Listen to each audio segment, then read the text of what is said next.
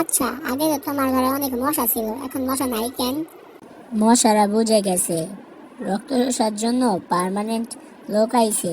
এই কারণে তাদের থাইকা কোনো লাভ নাই, তার কারণে তারা চলে গেছে। বল্টু, আমার খুব পানি তৃষ্ণা ধরছে, তুমি চালো পানি কিনে আনো। তুমি তেঁতুল খাবে? তাহলে চালো আনো, তেঁতুলের নাম শুনে আমার মুখে জল এসে পড়ছে। সেই জল দিয়ে তোমার পিপাসা মিটিয়ে নাও। আচ্ছা জান, আমাদের বিয়ে হলে আমরা কাজ ভাগাভাগি করে করব। ও মা, কিভাবে? যেমন তুমি রাঁধবে আমি খাবো, তুমি মশারি টানাবে আমি ঘুমাবো, তুমি কাপড় ধুবে আমি পরবো। ওই মেয়ে, তোমার নাম কি? সবাই আমার আপু বলে ডাকে।